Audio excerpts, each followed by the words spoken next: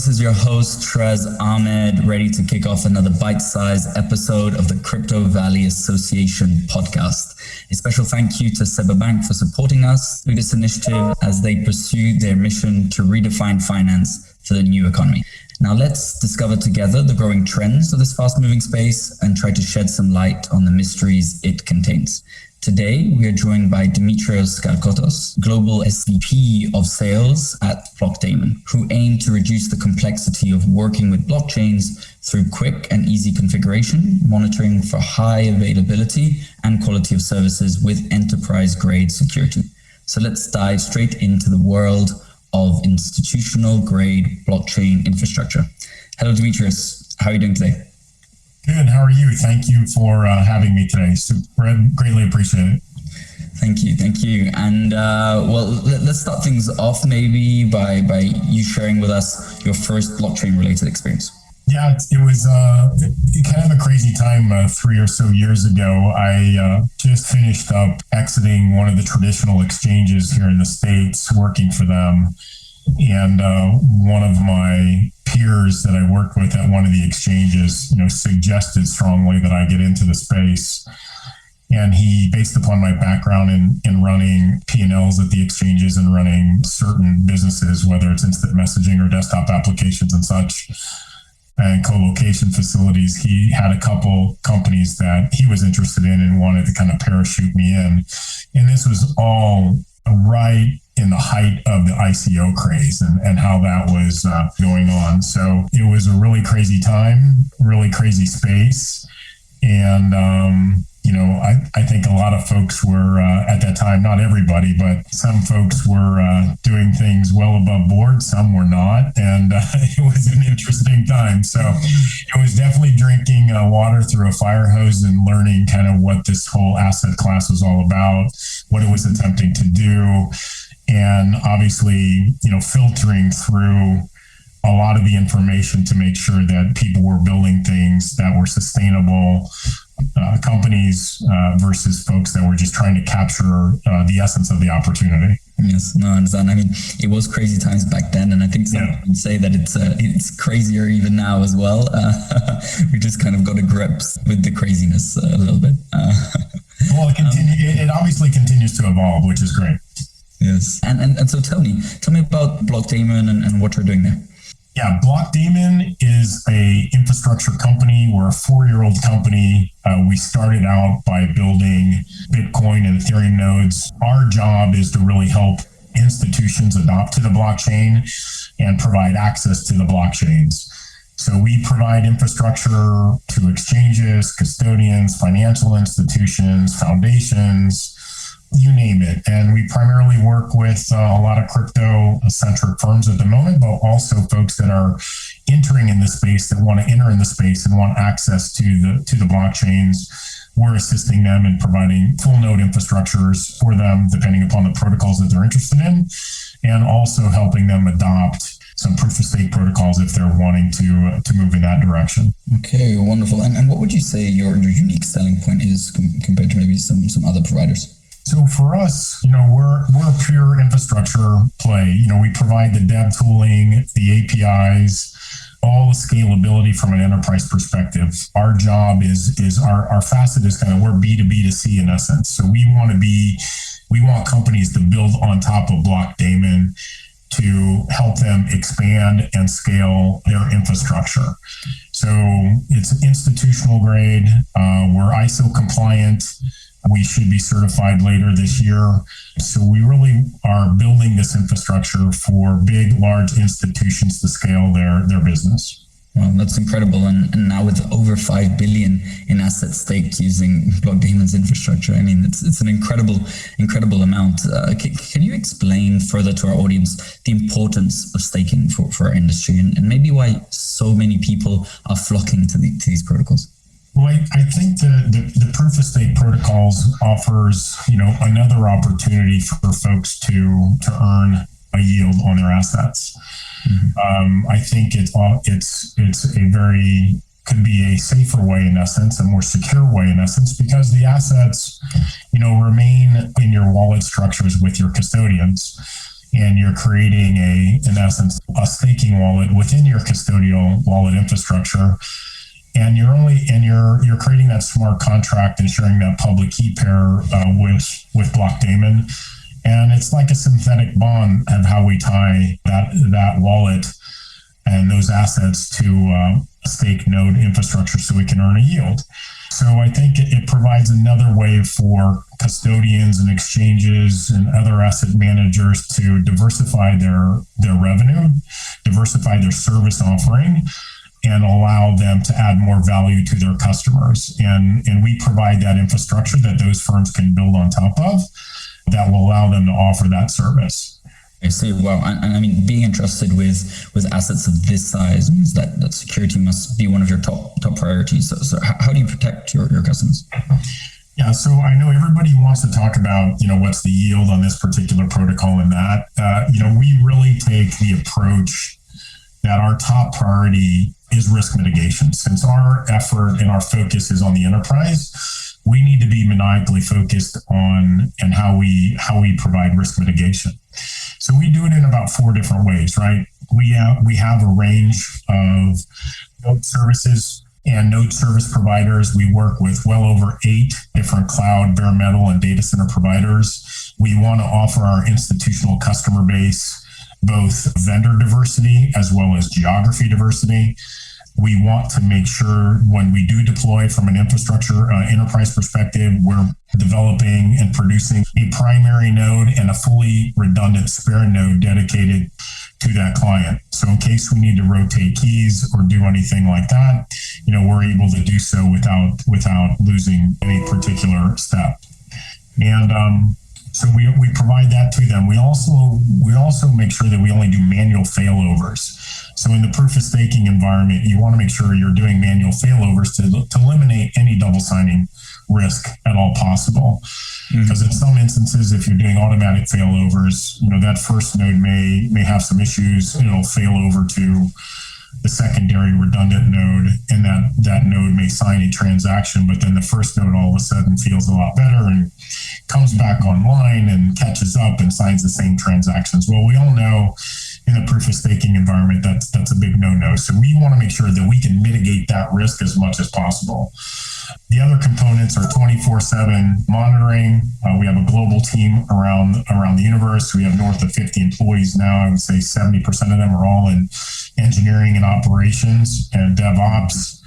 And then I think, to my knowledge, we are one of the or only the infrastructure providers that provides a slashing and double signing guarantee. In our essence, our own insurance product to make sure that if something does happen, we'll cover it for our customers from that perspective. Okay, that's incredible. Yeah. Thank you. And so if we dig a little bit deeper now, I mean, you support over 30 protocols. I mean, that's huge. I remember a time when there were much less than that around. Why do you believe there are so many protocols coming out? And will we see this growth, plateau at some point or even decrease as adoption grows? It's over 40 protocols now. Oh, wow.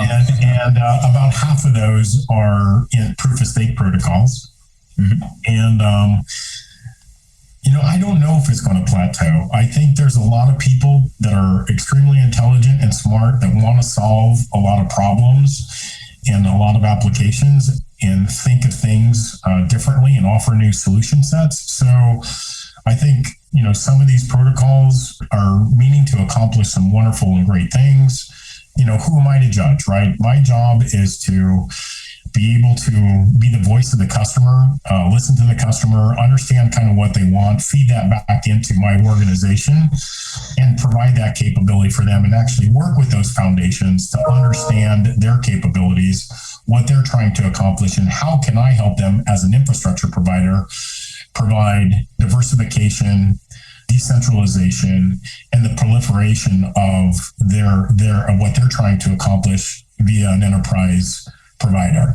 So, we have a commitment to the community. We have a commitment to these particular foundations and protocol to help them grow and sustain. And so, we're not here to judge. We're here to provide what our clients are asking for. Yeah, I see exactly what you mean, and the community does bid a lot, and they work a lot on that front. So it's great, and I like the positivity from your side, saying that it's going to continue to grow, and there's more. It is. We want to we want to provide the dev tools. We want to make that available to the community for its life cycle. We want to provide the testnet setups and the validators and the full node automation and the abstraction APIs. We want to provide all these things so people can make their own determination of how they want to use that particular protocol. Wonderful. I see. And following that, some very, very exciting news. You just closed not so long ago your Series A of $28 million. That's an incredible amount. How do you plan on spending this money to grow out Blockdaemon, if not all into Bitcoin? Yeah, no, it's massively scaling our business and our infrastructure. We have a very aggressive roadmap that we're trying to adhere to based upon a lot of our client demands. We're trying to obviously add to our engineering and dev staff, our product teams, our project management teams, our protocol specialists. So not only do we provide depth and a lot of protocols we support, we also want to provide and go deep into those particular protocols as much as we possibly can. So it's really the expansion and to accelerate that expansion of what we're currently doing now. Understood. Well, and as we unfortunately edge closer to the end of this episode, I just wanted to ask you what your vision for the future of the blockchain industry as a whole might be.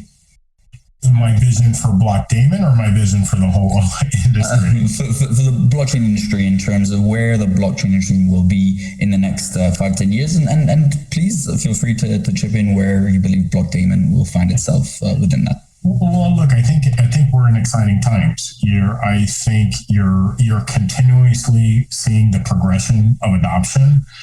You're seeing mainstream financial institutions coming out with their thoughts on the space and how they plan on entering the space and how they want to service the space based upon what they're probably hearing from their customers.